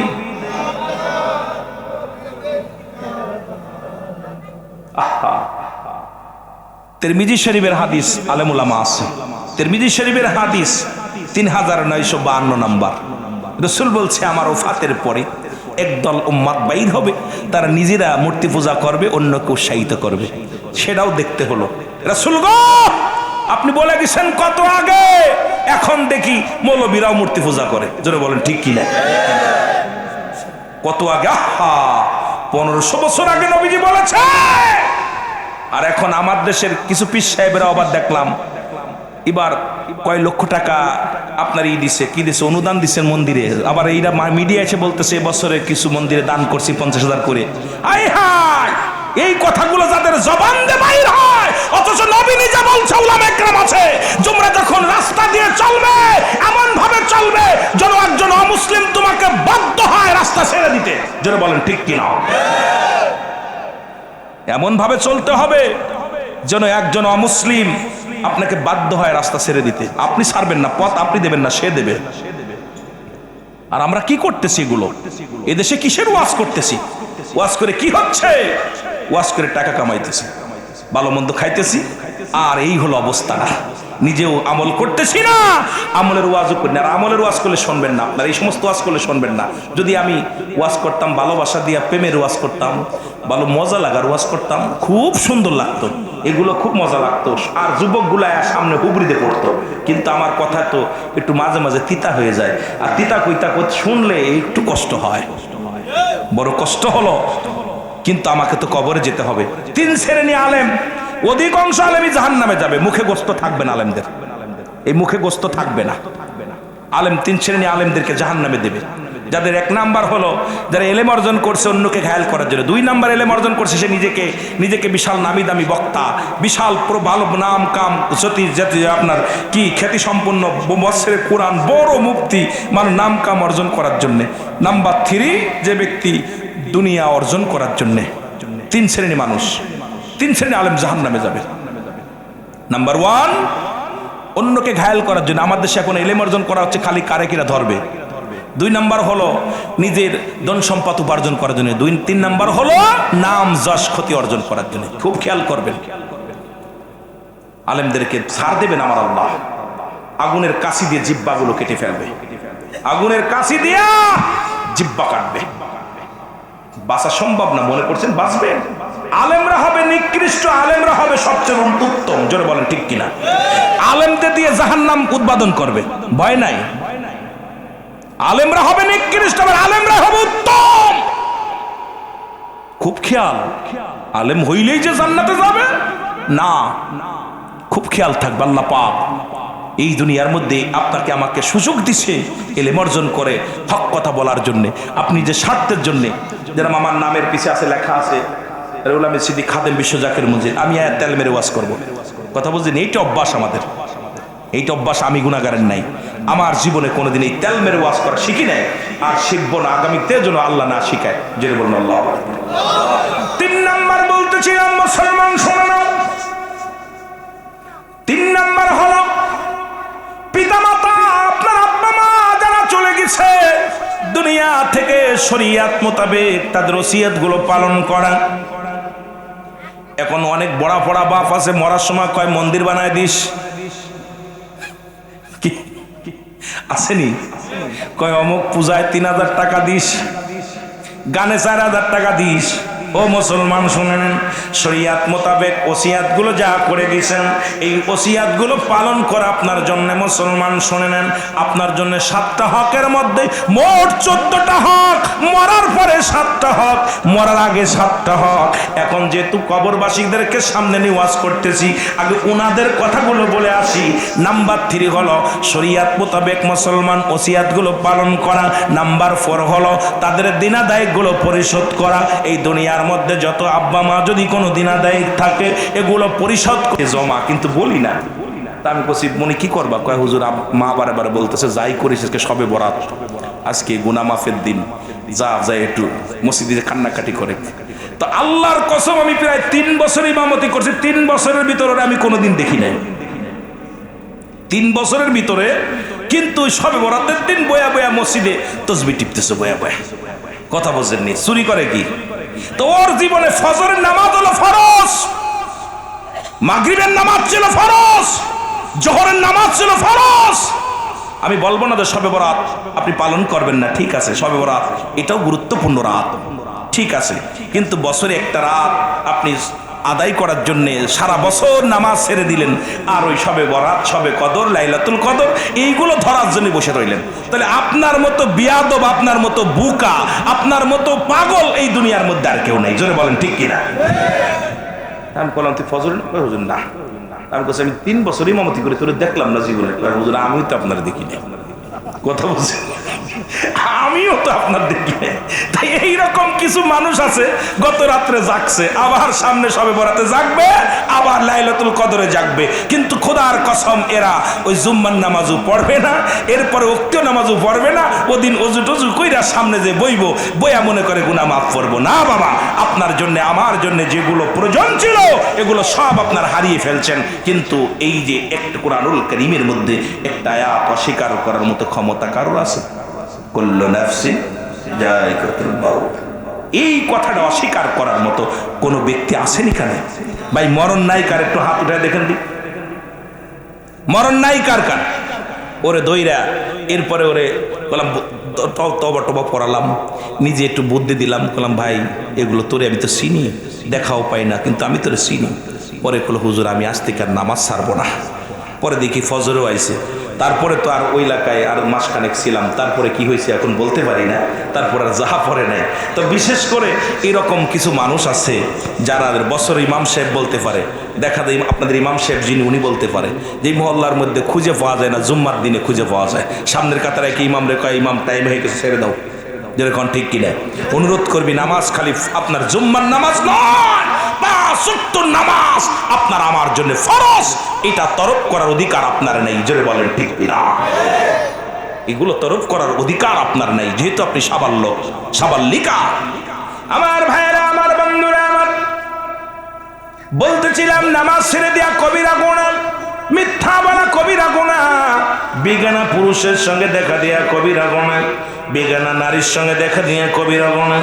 এই গুনাহগুলো যদি মাফ করাইতে চাও, আল্লামা কুতুবী রাহমাতুল্লাহ বয়ান করে বান্দা জীবনে যদি কোথাও জান্নাতের বাগানের সংবাদ শুনতে পাও, ওই জান্নাতের বাগানখানা ধরে আঁকড়ে ধরে খাস তওবা করে আল্লাহ বলে বান্দা যখন ডাক দেয়, রব্বে কারীম বান্দার জীবনের সব গুনাহ মাফ করে দেয়, জোরে বলেন সুবহানাল্লাহ। শুভ সংবাদ পায়ও কিছু বাংলা কইতে কষ্ট বলেন। আল্লামা কুতুবী রাহমাতুল্লাহ বয়ান করে বান্দা যখন, কারণ কিয়ামত পর্যন্ত নবীদের দরজা বন্ধ, কিয়ামত পর্যন্ত আর কোন নবী আইব না, কিয়ামত পর্যন্ত তওবার দরজা খোলা। কোন বান্দা যখন খাস তওবা করে আল্লাহ বলে ডাক দেয়, আল্লাহ আমার জীবনের শেষ মাহফিল, আল্লাহ আমার জীবনের শেষ রাত, তুমি আমাকে মাফ করে দাও। রব্বে কারীমের কাছে চাইতে দেরি, ক্ষমা পাইতে দেরি না, রব্বে কারীম আপনাকে আমাকে মাফ করে দিবে, জোরে বলেন না মারহাবা, আরো জোরে বলেন। সুতরাং মুসলমান, এই জান্নাতের বাগান দিয়ে লাভ হলো এটা বুঝাইতে চেয়েছিলাম আপনাদেরকে। অনেকে বলে জান্নাতের বাগান দিয়ে কি লাভ? লাভ হলো এটা যে জীবন ভরে যত গুনাহ করেছেন মাপ পাওয়ার একটা সুযোগ পেয়েছেন। এই কারণ মানুষের মরণ হয় 2টা টাইমে, একটা হলো রাতের বেলা, একটা হলো দিনের বেলা। দিন শুরু করেছে আমার আল্লাহ নামাজ দিয়া, দিনও শুরু করেছে নামাজ দিয়া, রাতও শুরু করেছে নামাজ দিয়া। আর আপনি যে নবীর অনুকরণ করেন সেই নবীর কাছে 1 নাম্বার প্রিয় হলো নামাজ, কারণ আল্লাহর কাছে প্রিয় নামাজ, এই যে নবীর কাছেও প্রিয় নামাজ। এই জন্য দিনের বেলা, দিনের শুরু হলো ফজর, ফজরের 2 রাকাত সুন্নাত নামাজ তুমি আদায় করলা, সঙ্গে সঙ্গে তুমি হয়ে গেলে আমার নবীর প্রেমিক। এবার 2 রাকাত ফরজ নামাজ তুমি আদায় করলা, সঙ্গে সঙ্গে তুমি হয়ে গেলে আমার আল্লাহর গোলাম। এই দিনের মধ্যে যদি তোমার মরণ হয়, তোমার মরণটা হবে আমার নবীর প্রেমিক, আল্লাহর গোলাম। আমার আল্লাহ নামাজের প্রতি, আমার নবীজি নামাজের প্রতি গুরুত্ব দেওয়ার কারণে আল্লাহ পাক দুনিয়া সৃষ্টির আগেই 2টা টাইমেই নামাজ দিয়ে দিয়েছে, দিনের শুরু নামাজ, রাতের শুরু নামাজ। সুবহানাল্লাহ বলেন না? এই যে রাসূলুল্লাহর কাছে এক নাম্বার প্রিয় ছিল নামাজ। এখন আপনি নামাজ পড়েন না, বলেন আমি নবীর উম্মত, আমি কোটে বাটপার, ঠিক কিনা? কথা কয় না, কথা কয় না রে। নবীর উম্মত বলে দাবি করতে হলে নবীর গুণে গুণান্বিত হওয়া লাগবে না? নামাজ পড়েন না একক তো, খালি নবীর গোলাম নবীর গোলাম নবীর প্রেমিক বইলা চিল্লান, অথচ রাসূল আবার দাড়ি শেভ করেন সপ্তাহে 7 দিন। 7 দিনেই খালি দাড়ির মধ্যে খুর দেন, আর কোন নবীরে ভালোবাসি, খুব ভালোবাসি, নবীরে খুব ভালোবাসি। অথচ রসুলের সুন্নাতের মধ্যে আপনার খুঁজে পাওয়া যায় না, রসুলের ভালোবাসার মধ্যে আপনাকে খুঁজে পাওয়া যায় না, রসুলের আদর্শের মধ্যে আপনাকে খুঁজে পাওয়া যায় না, আপনার রসুলের দ্বীনের মধ্যে আপনাকে পাওয়া যায় না। আপনার গোলাম হবেন, আল্লাহ যে হুকুম দিলেন এই গোলাম আল্লাহ পাক সমস্ত রূহকে এক জায়গা করে বলেন আলাস্তু বিরাব্বিকুম, আমি কি তোমাদের রব না? বললাম কালু বালা, স্বীকার করলাম আপনি আমাদের রব, আপনি আমাদের প্রভু, আপনি আমাদের আইনদাতা, বিচার করনেওয়ালা, সবকিছুর মালিক কে? আরো আসতে কন। প্রধানমন্ত্রী, খালেদা জিয়া, হাসিনা, ইরশাদ, কথা বলেন কে? স্বীকার করছেন, আমার কাছে করেন নাই। আচ্ছা আপনাদেরকে একটু বুঝাই দিয়ে যাই, কথাটা খেয়াল করবেন, আমি আলোচনায় যাই আস্তে আস্তে। কথাগুলো বুঝতেছেন তো? কথাগুলো বলেন দি, এই গ্রাম নিবাসী, ওই গ্রাম নিবাসী, অমকের মেয়ে, অমক ইমাম সাহেবের মেয়ের সঙ্গে আমাদের চেয়ারম্যান সাহেবের ছেলের লগে বিয়ে হলো, এত টাকা দেল মোর অশীলবাদে, কবুল আসো কি না? বিয়ে হয়ে গেছে। বিয়ে হওয়ার পর এখন সারা দিন ভরে বিবি, আপনার আমার ভাইয়ের মেয়েটা সারা দিন ভরে খেদমত করতেছে, স্বামীর সেবা যত্ন, শ্বশুর শাশুড়ি সেবা যত্ন করতেছে। সন্ধ্যা লাগছে, এখন বলে আমি তোমার কাজ শোবো না, আর একজনের কাজ শোবো। বলেন দি ওই ছেলে কি মেনে নিবে? কথা কয় না, মেনে নিবে? সে যদি পাগলও হয়, যদি বিবি যদি বলে আমি তোমার ঘর করতাম না, তোমার কাছে থাকতাম না, পাগলও কইতো তোরে আমি আর রাখতাম না। জোরে কন ঠিক কি না? গেল এটা। সারাদিন এখন কর্মচারী আপনারা যারা একটু ব্যবসা বাণিজ্য করেন, ক্ষেত খামার আছে, আপনারা যারা কিষেন নেন, এই কিষেন কামলা, এই কামলা যদি আপনি নিছেন কামলা কাজ করে আমার, এখন কি আপনি টাকা দিবেন তারে? কথা বলেন। আপনি নিছেন টাকা দিয়া কাজ করে আমার, দিবেন? ইমাম হলো আপনাদের মসজিদের ইমাম, নামাজ পড়াইবো আর এক মসজিদে, এই মসজিদের কমিটি ওনার টাকা দিব? কথা কয় না কেন? দিব। তা রব্বে কারিমের কাছে স্বীকার করে আসছেন যে আপনি আমাদের রব, আপনি আমাদের প্রভু, আপনি আমাদের মালিক। আসে দুনিয়ার মধ্যে ফজর ছেড়ে দিলেন, হুকুম মানলেন না, যোহর ছেড়ে দিলেন, হুকুম মানলেন না, আসর ছেড়ে দিলেন, হুকুম মানলেন না, মাগরিব ছেড়ে দিলেন, হুকুম মানলেন না, আপনি ঈশা ছেড়ে দিলেন, হুকুম মানলেন না। আমার আল্লাহ কি আপনাকে তালাক দিবে না রাখবে? কথা কয় না। ভালোবাসবে? একক তো মানো নাই, ছেলে একটা অন্যায় করলে তাই পিটাও, বউ এত কাজ করে তারপরে হুকুম না মানলে পিটাও, ধরে তালাক দিয়ে দাও। আর রব্বে কারিমের কাছে হুকুম, রব্বে কারিমকে বললা কালু বালা, স্বীকার করেছি আপনি আমাদের রব, আপনি আমাদের প্রভু, আপনি আমাদের আইনদাতা, বিচার করনেওয়ালা, সবকিছুর মালিক আপনি। আর আশা পর আপনি অন্যের গোলামি করতেছেন, মূর্তি পূজা করতেছেন, কবর পূজা করতেছেন, দরগা পূজা করতেছেন, মানুষ পূজা করতেছেন, দুনিয়ার মধ্যে রব্বে কারিমকে সিজদা করার সুযোগ পাচ্ছেন না। আপনার মতো নাফরমান, আপনার মতো মুনাফিক আমার আল্লাহর প্রয়োজন নাই। তামাম পৃথিবীর মানুষ যদি আমার আল্লাহর গোলামি না করে, আল্লাহর কিছু লস আছে? বিশাল লস হইব। কথা লস হইব না আব্বা? সারা পৃথিবীর মানুষ যদি নাফরমানি করে আল্লাহর সঙ্গে, আল্লাহর কোন লাভ লস আছে? লস কার? জোরে বলেন কার? এ আমার ভাইরা, আমার বন্ধুরা, আমার যে কথাগুলো বলি লক্ষ্য করে শুনবেন। সুতরাং গুনাহ মাপের একটা জায়গা ফানা, রহমতের নবী রাহমাতুল লিল আলামিন ডাকতে বলে আমার উম্মতিরা রে, তোমরা কেউ, আমি কথা দিলাম আমি নবী তোমাদের হাত ধরে জান্নাতে নিয়ে যাব। জোরে বলেন মারহাবা। তোমরা কি আমার সঙ্গে জান্নাতে যেতে চাও? রাসূলের সাহাবীরা বলেন ইয়া রাসূলুল্লাহ, ইয়া হাবিবাল্লাহ, কে বানা চায় আমরা জান্নাতে যেতে চাই আপনার সঙ্গে। আমার নবী বললেন, যে ব্যক্তি 5 ওয়াক্ত নামাজ, 5 ওয়াক্ত সালাত সময় মতো ওক্ত মতো আদায় করতে পারবে, আমি নবী ওয়াদা করলাম আমি তার হাত ধরে জান্নাতে নিয়ে যাব। জোরে বলেন মারহাবা। রাসূলুল্লাহর সঙ্গে জান্নাতে যেতে চান তো? রাসূল কথা দিছে, রাসূলুল্লাহ নিজে কথা দিছে, যে ব্যক্তি 5 ওয়াক্ত সালাত জামাতের সঙ্গে সময় মতো ওক্ত মতো নামাজটা আদায় করতে পারবে, রাসূলুল্লাহ নিজে ওয়াদা করেছে আমি তার হাত ধরে জান্নাতে নিব। সুবহানাল্লাহ বলেন। আগায় বসেন না বাবা, সবাই একটু আগায় বসেন, আগায় বসেন, পিছনে ভাইয়েরা এসে বসতে পারবে। আমি যে কথা বলি লক্ষ্য করে শুনবেন। সবচাইতে গরিব সাহাবী, নবীজির সাহাবী আব্দুল্লাহ। নাম কি? আব্দুল্লাহ নামের লকাব আছে আনসারী। যখন নবীজি মক্কা থেকে মদিনায় হিজরত করেন, তখন এই আব্দুল্লাহ আনসারী নবীজিকে সাহায্যের জন্য আগে আসলেন, নবীজিকে সাহায্য সহযোগিতা করেছিলেন। যারা রসুলকে হিজরতের পরে নবী মক্কা থেকে মদিনায় যত সাহাবীরা হিজরত করেছিল, তাদেরকে যারা সাহায্য করেছিল তাদেরকে আনসারী বলে, আনসার বলা হতো, আর মুসলমান। আর এই গরিব সাহাবী, তৎকালীন জামানার মধ্যে সবচেয়ে গরিব সাহাবী, তার নাম হলো আব্দুল্লাহ আনসারী। আব্দুল্লাহ আনসারী বাড়ি গেলেন, বাড়ি যাওয়ার পর বিবি ডাকতে বলে, বিবি রে, স্বামী রে, আপনি আজকে রাসূল কি ওয়াজ করছে একটু বলেন। আমি রুহুল আমিন সিদ্দিকী কি ওয়াজ করি, আজকে যদি আপনার বিবি জিগায় বাড়ি যে বলতে পারবেন না। কিন্তু নবীর সাহাবী ডাকতে বলে, বিবি, আমার নবীজি ওয়াজ করছে রে, যদি কোনো ব্যক্তি 5 ওয়াক্ত সালাত, 5 ওয়াক্ত নামাজ সময় মতো ওক্ত মতো আদায় করতে পারে, আল্লাহর নবী তার হাত ধরে জান্নাতে নিয়ে যাবে। জোরে জোরে বলো মারহাবা। রাসূলুল্লাহ কথা দিছে। রাসূলুল্লাহ নামাজের প্রতি, নবী নামাজকে কত ভালোবাসতেন, খুব খেয়াল বাবা। রাসূল যিনি আমার আপনার পারের কান্ডারি, আমার আপনার দরদি বান্ধব, সেই নবী নামাজের প্রতি কত গুরুত্ব ছিল। আহা, নামাজের জন্য আমার নবীজি অনেক কষ্ট করেছে। নামাজের জন্য তালিম দিতে যায় রাসূল অনেক অনেক কষ্ট করেছে জীবনে। আমার নবীর সাহাবী বলার পর আব্দুল্লাহ আনসারী বিবি ডাকতে বলে, স্বামী, ও আমার স্বামী, আপনার কাছে একটা অনুরোধ করব। জীবনে ভালো খাইতে চাই না, পড়তে চাই না, জীবনে আপনার কাছে কিছু চাওয়ার নাই, আপনার কাছে মাত্র একটা দাবি, আপনি আমার একটু সুযোগ করে দিবেন, আমিও যেন 5 ওয়াক্ত নামাজ জামাতের সঙ্গে আদায় করতে পারি। জোরে বলেন মারহাবা। রাসূলুল্লাহর পিছে প্রতিদিন আনসারী নামাজ পড়তে যায়, যেমন আপনাদের মুসল্লিগণ ইমামের পিছে নামাজ আদায় করে, কিন্তু ইমাম কে কে এলাকায় নামাজ আদায় করে সব কিন্তু ইমাম সাহেব জানে। নিয়মিত মুসল্লি যদি এক বেলা না আসে, ইমাম সাহেব জিগায়, অমুক মুসল্লি কই আসে না কেন?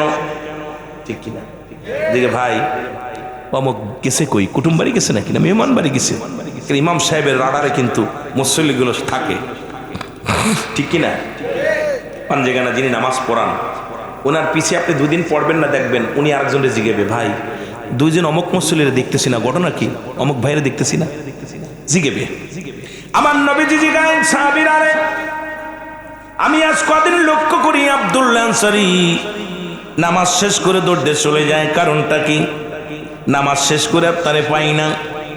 সাহাবীরা বলে, হুজুর হয়তো দুনিয়ার কোনো ঝামেলার মধ্যে আছে, দুনিয়ার কোনো ঝামেলার মধ্যে আছে। আমার নবী কয় না, আমি নিজেই যাব।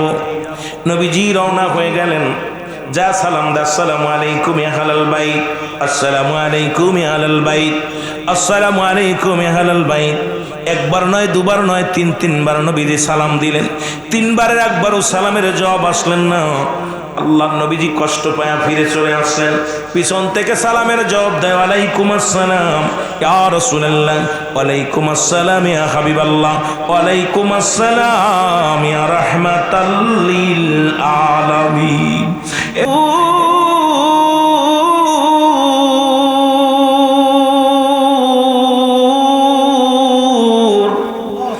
মদিনা আর যে কত দূর,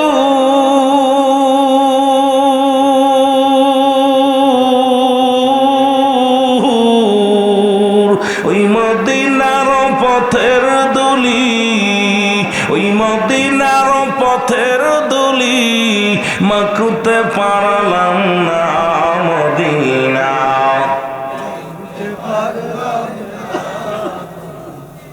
মহব্বতে বলেন মদিনা, যাইতে পারলাম না মদিনা। এ দুনিয়ার মুসলমান,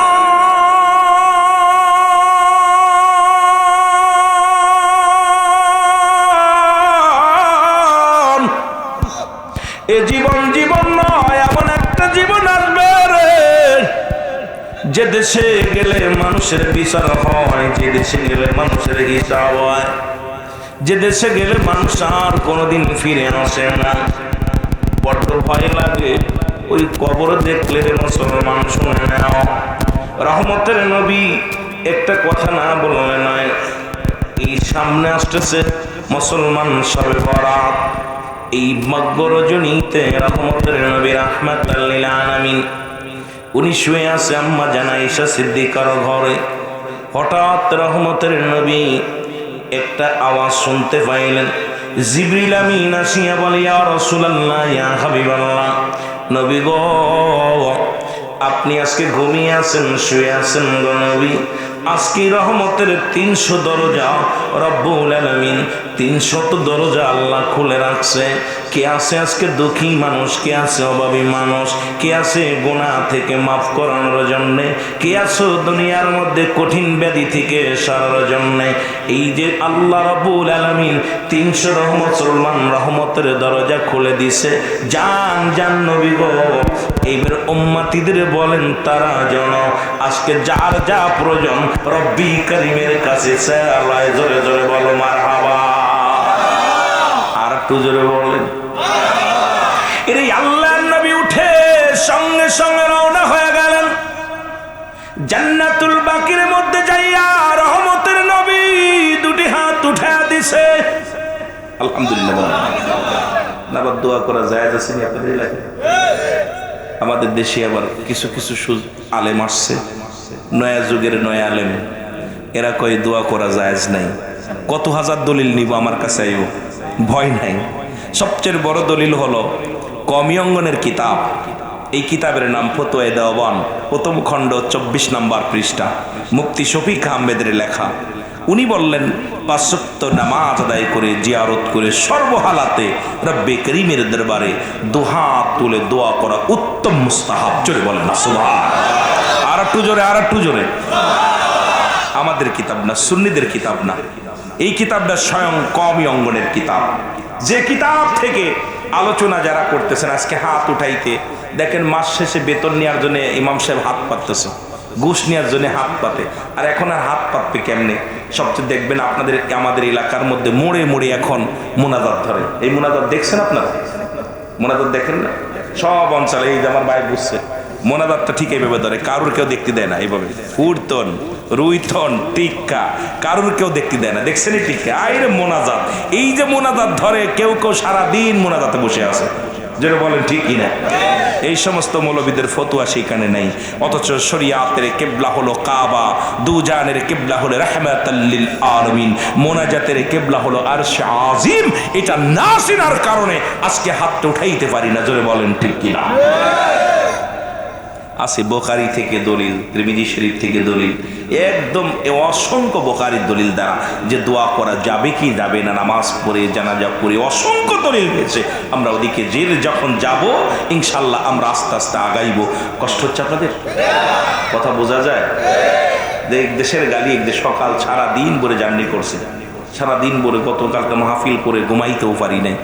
মাহফিল শেষ করতে করতে 3টা মাহফিল শেষ করতে করতে রাত 3টার সময় শেষ করলাম। শেষ করে মোটামুটি ড্রাইভারের কলাম, ভাই যদি এখন ঘুমায় তাহলে মাহফিল শেষ, আগামীকালকে আমি 8টার সময় প্রোগ্রাম দিতে। এই ঘুমের মধ্যে পরে একটু আমি একটু মাঝখানে একটু বিরতি 10 মিনিট বিরতি একটু ঘুমায় একটু, এরপরে মোটামুটি 10-20 মিনিট ঘুম, আহার নিদ্রা, একই অবস্থা। এই অবস্থার মধ্যে চলতেছি। হয়তো বলতে পারেন রুমন সিদ্দিকী সাহেব এত প্রোগ্রাম নেন কেন? আসলে ভাই এমন একটা সুযোগ, এমন একটা সময় আসছে যে সময় মাফ সেও কুল পাই না। কথা বুঝেননি? এমন অবস্থা আজকে আমার বাসায় প্রায় 20 জন মেহমান ফোন দিয়েছে বাসা থেকে, যে বাসায় মেহমান ভরে গেছে। আমি কেন? মাহফিলের জন্য। সবাই বলতেছে আমি চট্টগ্রামে অমুক জায়গা রয়েছি, আপনারা দয়া করে, গতকালকে মাহফিল করেছি সেই খাগড়াছড়ি। তাই মাহফিল করে তা আমি চিন্তা করলাম যে এই পাশে যে আমি বলছি যা যাইতে, ওরা বিশ্বাস পায়নি, মনে করছে মাগুরাতেই আছে, চলে গেছে মাগুরা। আপনাদের এই যে চান্দিনা থেকে গেছে, চান্দিনা আছে না কুমিল্লা হায়েস্ট বইরা গেছে চান্দিনা। আমি বললাম খাওয়া দাওয়া করে মাদ্রাসায় শোয়ায় রাখেন, আবার যদি 2-4 দিন পরে যদি আসি দেখা হবে। এখন তাছাড়া তো কিছু কইতে পারছি না। তা আসলেই অনেক সময় এই যে ভালোবাসা দিতে নিজের অবস্থাও ভালো না, গলার অবস্থাও ভালো না, নিজের কন্ডিশনও ভালো না, কথা বলতে বলতে আর মন চায় না। তা সব মিলে আমরা বক্তারা যারা আছি আমরা কিন্তু প্রতিনিয়ত ওয়াজ করতেছি, আর আপনারা কিন্তু প্রতিনিয়ত ওয়াজ শুনতে পারতেছেন না। যদিও মোবাইলের মাধ্যমে ওয়াজ শোনেন, হয়তো বছরে একটা মাহফিল হয় এলাকার মধ্যে। আমরা তো বছরে অনেক প্রোগ্রাম করা লাগে, মাসে প্রোগ্রাম করা লাগে, কিন্তু এই একটা প্রোগ্রাম সাজাতে যে আমার এলাকা মহল্লাবাসী অনেক কষ্ট করছে। যারা কমিটির ভাইয়েরা তারা জানে একটা প্রোগ্রাম সাজাইতে গেলে কত কষ্ট করা লাগে। মানুষের দ্বারা দ্বারা হাত পাততে হয়। 10টা টাকা একজন দেবে, সেও গালি দেয়, মাঝে মাঝে টাকা দেয়, খেদমত দেয়, আবার মন্দ কথাও বলে পিছনে, যদি ব্যবসা শুরু করছে। কমিটির লোক কত যে কষ্ট পায় একটা জান্নাতি প্রোগ্রাম সাজাতে। যে যদি গান বাজনা হতো এত কষ্ট হতো না, ঠিক কিনা ভাই? গান বাজনা আপনাদের এই চাঁদপুর নেই না, না চাঁদপুর জেলা, থানা জেলা, চাঁদপুরের জমিনে মাশাআল্লাহ বড় বড় শিল্প আছে, কিন্তু বাংলাদেশে বড় বড় স্টার বক্তাও কিন্তু চাঁদপুরে। আপনারা শুনলে খুশি হবেন, বাংলাদেশের যত উচ্চ মাপের বড় নামি দামি বক্তা অধিকাংশই চাঁদপুরের জমিনের বক্তা। যেরকম আমি নিজেই নাসিরুল্লাহ চাঁদপুরীর পাগল, ছোট্টবেলা থেকে নাসিরুল্লাহ চাঁদপুরী আছে না, ওনার অনেক আশেক ছিলাম। এই ছোট্ট থেকে আমি জীবনের ছোট্ট থেকেই ওনাকে খুব আমার পছন্দ হতো। ওনার আলোচনার ভিতরে কত না মায়াবী ছিল, কত জেনি। আপনারা চেনেন না তারে? নাসিরুল্লাহ চাঁদপুরী সব চেনেন? যে একটা বাংলাদেশে প্রোগ্রাম করতেন না, বহির্বিশ্বে 8 লাখ 10 লাখ 5 লাখ টাকায় প্রোগ্রাম করতেন, তাও নিতে পারতেন না জানে। কিন্তু এই দেশের গৌরব, ওই ঢাকা বাসা থাকার কারণে নাসিরুল্লাহ চাঁদপুরীর চেনে না বাংলাদেশে এমন কোনো বক্তা নাই। যদি বলে যে চিনি না, তৎকালীন যেমন এরকম মিডিয়া ছিল না, কিন্তু এত উচ্চ মাপের বক্তা তাজুল ইসলাম চাঁদপুরী সাহেব, নেসারুল্লাহ চাঁদপুরী সাহেব, বাংলাদেশের নাম বললেই বড় বড় স্টারগুলো সব চাঁদপুর। এই জন্য এলাকার মধ্যে অনেকেই চেনেন না, অনেকেই পরিচয় দেয় না, হয়তো চাঁদপুর লেখে না, কুমিল্লা লেখে, অমুক জায়গা লেখে। সুতরাং চাঁদপুরের অনেক রত্ন আল্লাহ দান করেছে। মারহাবা বলেন না? আরো জোরে বলেন মারহাবা। মহব্বতের সঙ্গে দুরূদ শরীফ পড়েন, আল্লাহুম্মা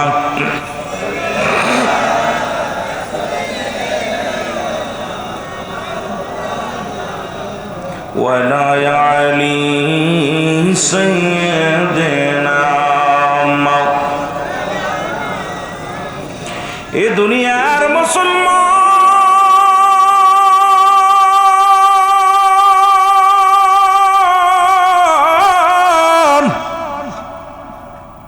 আম্মা জান আয়েশা সিদ্দিকা ঘুম থেকে উঠে দেখে রে মায়ার নবী ঘরের মধ্যে নাই।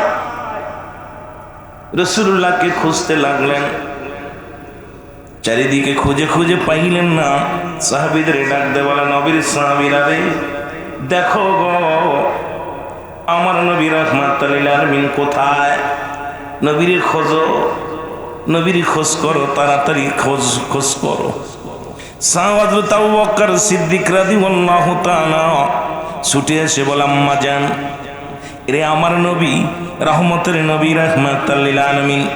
সাহাবীরা ছুটে এসে বলে, আম্মা জান, হয়তো আমার নবীজি কোথাও নয় রে। আমরা দেখেছি যখনই সুযোগ পায় নবীজি জান্নাতুল বাকির কাছে ছুটে যায়, কারণ অসংখ্য সাহাবীদের দেহ মোবারক পড়ে আছে ওখানে, অসংখ্য এলাকার মানুষগুলো ঘুমায় আছে রে। ইমাম সাহেব যখন মসজিদের দিকে আসে রে, মুয়াজ্জিন সাহেব যখন মসজিদের দিকে ছুটে আসে, যখন মুসল্লিগণ মসজিদের দিকে ছুটে আসে, কবরবাসী ডাকতে বলো, ও বাবারা, ও আমার ভাই, ও ইমাম সাহেব, আমরা বড় কবরের মধ্যে, বড় আসানের মধ্যে নাই, মুশকিলের মধ্যে আছি। আজকে তাদের জন্য বড় একটা বোনাস, তাদের জন্য দোয়ার মাহফিল। জোরে জোরে চিল্লায় বলা যাবে না আল্লাহু আকবার। সাহাবীরা দেখে রে রহমতের নবী ওই জান্নাতুল বাকির মধ্যে দাঁড়ায়া দাঁড়ায়া চোখের পানিগুলো সারিয়া, চোখের পানিগুলো ছেড়ে ছেড়ে ফুফায়া ফুফায়া কাঁদতেছিল নবীজি। অনেকক্ষণ মুসলমান দীর্ঘ মোনাজাত শেষ করলেন নবীজি। কাঁদে বলে, রব্বুল আলামিন, আমার অসংখ্য সাহাবীরা এই রওজা পাকে ঘুমায় আছে, মাবুদ গো তাদের ক্ষমা করে দাও। প্রায় 10,000 সাহাবী জান্নাতুল বাকির মধ্যে ঘুমায় আছে। রব্বুল আলামিন, তুমি তাদের জান্নাতের উচ্চ মাকাম দান করো আল্লাহ, ওই জান্নাতবাসী করে দাও। নবীর চোখের পানিগুলো দাড়ি মোবারক ভিজে ভিজে চোখের পানিগুলো টপ টপ করে হাতের মধ্যে পড়তেছিল। সাহাবীরা দাঁড়ায়া দাঁড়ায়া নবীর সঙ্গে ফরিয়াদ করতে লাগলেন। আমার নবী যুগ কাঁদতেছিলেন। মোনাজাত শেষ করিয়া দোয়া শেষ করিয়া দেখে সাহাবীরা পাশে দাঁড়ায় আছে। আমার নবীজি বলে, তোমরা এখানে কেন? বলি, ইয়া রাসূলুল্লাহ, ইয়া হাবিবাল্লাহ, আম্মা জান আপনাকে খুঁজে পাচ্ছিল না, আমাদেরকে বলেছে আমরা আপনাকে খুঁজতে খুঁজে জান্নাতুল বাকির মধ্যে এসেছি। আমার নবী ডাক দিয়ে বলে, সাহাবীরা রে, আজকে এমন একটা রাত, এমন একটা দিন, আজকে গুনাহ মাফের দিন, গুনাহ মাফের রজনী। আমার অসংখ্য সাহাবীরা এই জান্নাতুল বাকির মধ্যে শুয়ে আছে। আমি নবী হাত উঠা দিলাম, রে রব্বে কারীম যেন আমার সাহাবীদের ভুল ত্রুটি মাফ করে দিয়া জান্নাতবাসী করে। জোরে জোরে চিল্লায়া বলা যাবে না আল্লাহু আকবার। শুধু তাই নয়, হঠাৎ একদিন আমার নবীজি কবর দেখলেই দাঁড়ায়া যেতেন। খুব খেয়াল, আজকে আমি যাওয়ার সময় খেয়াল করি নাই, এখানে বসা পর সাইনবোর্ড গুলো দেখি হট করে মনে পড়ছে। খোদার কসম, রাসূলুল্লাহ কবর দেখলেই দাঁড়ায় যেতেন, কবর দেখলেই দাঁড়ায় যেতেন। একদিন রাসূল পাক সাল্লাল্লাহু আলাইহি সাল্লাম একটা কবর খনন করতেছে। হযরতে আবু বকর সিদ্দিক রাদিয়াল্লাহু তাআলা দুজন যাচ্ছে, হঠাৎ দেখে কবর খনন করতে। রাসূল পাক সাল্লাল্লাহু আলাইহি সাল্লাম ছুটে চলে গেলেন সেখানে। রাসূল পাক সাল্লাল্লাহু আলাইহি সাল্লাম যাইয়া পাশে দাঁড়াইলেন, দাঁড়ায় ডাক দে বলে, কবর রে, এই বুঝি জীবনের শেষ ঠিকানা, এই হলো মানুষের শেষ ঠিকানা। কেমনে থাকবো রে, কেমনে ঘুমাইব? হঠাৎ উসমান গনি রাদিয়াল্লাহু তাআলা আসলেন। দেখে রাসূল কবর খনন করে সেখানে দাঁড়ায়া দাঁড়ায়া নবীজি যতক্ষণ পর্যন্ত কবরটা খনন হলো না, ততক্ষণ পর্যন্ত রাসূল আকরাম সাল্লাল্লাহু আলাইহি সাল্লাম দাঁড়ায়া দাঁড়ায়া চোখের পানিগুলো ছেড়ে দিয়া বলে, উসমান রে দেখ দেখ, আবু বকর রে দেখ, এই হলো জীবনের শেষ ঠিকানা।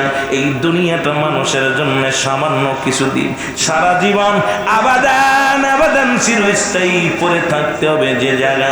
মানুষের দ্বিতীয় বিপদ, দ্বিতীয় ঘাঁটি হলো মানুষের কবর। এক নাম্বার বিপদ হলো মানুষের মরণ, আর দুই নাম্বার বিপদ হলো মানুষের কবর। তিন নাম্বার বিপদ হলো কিয়ামতের ময়দান। উসমান গনি যেদিন, ওদিন দেখেছিল আমার রাসূলকে কবরকে সামনে রেখে কান্না করতে।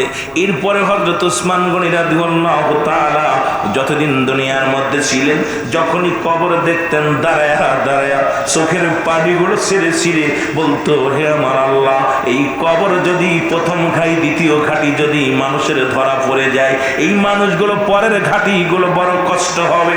রব্বে কারীম, আমার নবীর উম্মতের জন্য, আমাদের জন্য, সকলের জন্য ওই কবরের দ্বিতীয় ঘাটিটা সহজ করে দিও। জোরে জোরে চিল্লায় বল আল্লাহু আকবার। আমরা তো মানুষ, কবর দেখলে ভয়ই নাই। এখন কবর উপর বয়া বয়া সেলফি তোলে। দুই একটা কবর যা পাকা করছে, খোদার কসম আমার নজরে অনেক পড়ছে, আপনাদের নজরে পড়েছে কি জানি না। রাস্তার পাশে কবর পাকা করে রাখছে, ওর পরে বয়া বয়া দেই মোবাইল টিপতেছে বয়া বয়া। 2-3 দিন ধমক দিছি। কিছুদিন আগে একটা মাহফিল করতে কিশোরগঞ্জে গেছি, যা দেখি আহা, সব ছেলেরা কবরের পর পা টানটানি করে দিয়া আসরের নামাজ পড়ে ইমাম সাহেব বাইর হলো, আমরাও আসরের নামাজ পড়লাম। নামাজ শেষ করার পর দামি ইমাম সাহেব আমার সহকারী বললাম একটু বসি। যা দেখি সব 4-5 জন ছেলেরা কবরের উপরে বইয়া বইয়া আপনার মোবাইলে সব নেট চালাচ্ছে। আমি ইমামকে ডাকলাম, হুজুর এটা কি বসার জায়গা না কি? হুজুর এটা আমাদের আগে যে ইমাম সাহেব ছিল তার কবর। নাউজুবিল্লাহ বলেন না। আমাদের আগের ইমাম সাহেব এই মসজিদের ভিত্তি স্থাপন করেছিল। ইমাম সাহেব নিজে মাটি কাটছে, কষ্ট করেছে, কষ্ট করে মসজিদ বানায়। আমি আগে গল্পটা শুনে নিলাম ভালো করে। ভাইজান কি বলে, ভাইজান ওনার যে অবদান বলার কায়দা নেই। উনি নিজে মাটি কাটছে, গ্রামে গ্রামে ঘুরে এই মসজিদটা করছে। আজকে সুন্দর টাইলস করছে, প্রায় 5000 মানুষ মসজিদে ধরবে। এত সুন্দর মসজিদ করছে। আমি বলছি উনাকে, তো উনি যা ওসিয়াত করে গেছেন যে আমি মারা গেলে ওনার বাড়িটা ওই পাড়া, কিন্তু ওনার জমি জমা আছে, সব আছে। উনি ওসিয়াত করে গেছিল যে উনি এন্তেকালের পরে যেন ওনার মসজিদের পাশে কবরটা দেওয়া হয়। সেই কবরটা দেওয়া হয়েছে, এই কবরটা আমাদের ইমাম সাহেবের কবর। তা আমি আশ্চর্য হয়ে গেলাম যে আপনি এখানে আরেকজন ইমাম সাহেব শুয়ে আছে। কয় হুজুর আমি কারে বলবো, এখন বললেই দোষ। আমি বলছি ভাই যান, আপনি হুজুর আপনি আমাদের এলাকা চেনেন না, এলাকার যে ছেলেগুলো বললেই বিপদ, কারণ আমার চাকরি থাকবে না। আমি কই চাকরির গুলি মারি, এই চাকরির গুলি মারি প্রয়োজন নাই। হক কথা বলতে যে যদি মরণ এসে যায়, হাসি মুখে মরণ নিবেন, বরণ করে নিবেন। কারণ যেখানে যারা শুয়ে আছে এরকম আমাকে আপনাকে শুতে হবে। আপনারা ফেসবুক খুললেই দেখবেন দাদার দাড়ি ধরে সেলফি তুলে, মরা মানুষের সেলফি তুলতেছে, লাশ সেলফি তুলে ছেড়ে দিচ্ছে। আমার দাদা জমি দোয়া করে, কত বড় বদ কোথায় গেছে। আজকে মানুষের ভিতরে ভয় বলতে কিচ্ছু নাই, ভয় ভীতি মানুষগুলোর ভিতরে কারণ নাই। এই সবচেয়ে বড় কষ্ট হলো। আল্লাহ রাব্বুল আলামিন আমাদেরকে হেদায়েত দান করুক, এই ভয় অন্তরের ভিতরে ঢোকার তৌফিক দান করুক। সকল বলুন আমিন। মুহাব্বতের সঙ্গে দুরূদ শরীফ পড়ুন আল্লাহুম্মা।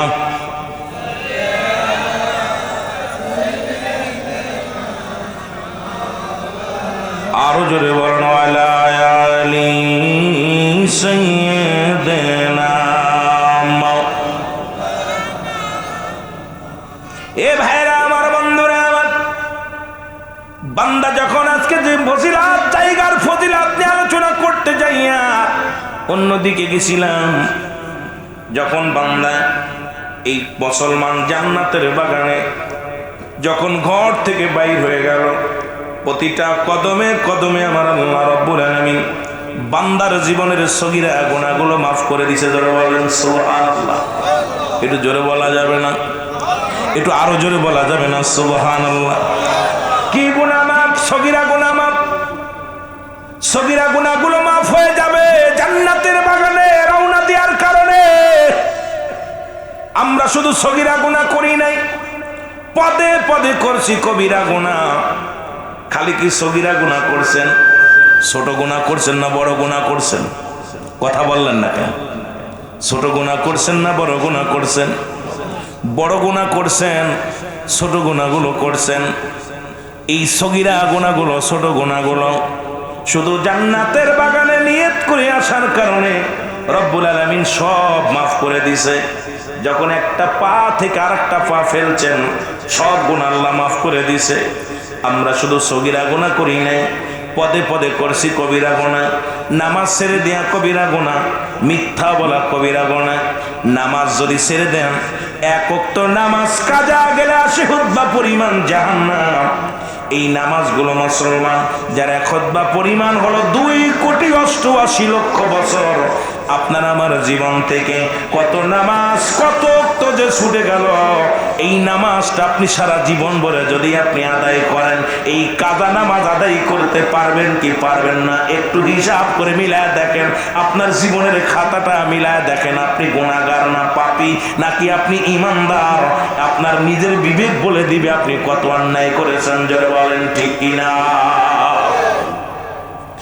নামাজ ছেড়ে দেয়া কবিরা গুনাহ, মিথ্যা বলা কবিরা গুনাহ, বেগানা নারীর সঙ্গে দেখা দেয়া কবিরা গুনাহ, বেগানা পুরুষের সঙ্গে দেখা দেয়া কবিরা গুনাহ। এই মাসালা যদি কোনো ব্যক্তি উল্টাইতে পারেন, জীবন আর ওয়াজ করব না, হারামকে হালাল বলার একটার কারণ নাই। যাদের সঙ্গে দেখা দেয়া জায়েজ, তাদের সঙ্গে বিয়ে করা হারাম।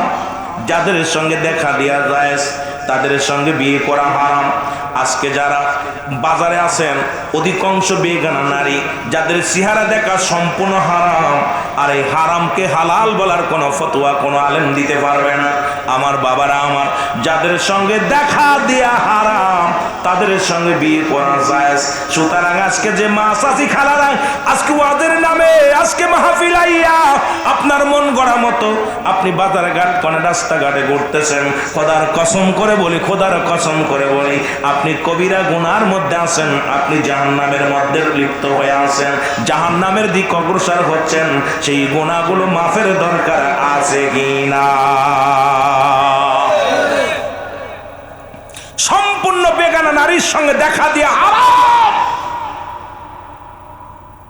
বেগানা পুরুষের সঙ্গে দেখা দিয়া হারাম। ওয়াজ দিয়ে লাভ হবে কি? ওয়াজ নসিহত হচ্ছে, সমাজ পরিবর্তন হচ্ছে না। এই সমাজ খালি মনে করেন মানুষ বেশি হইলেই মনে হয়, লক্ষ লক্ষ মানুষ হইলেই মাহফিল মনে হয় খুব ভালো হচ্ছে।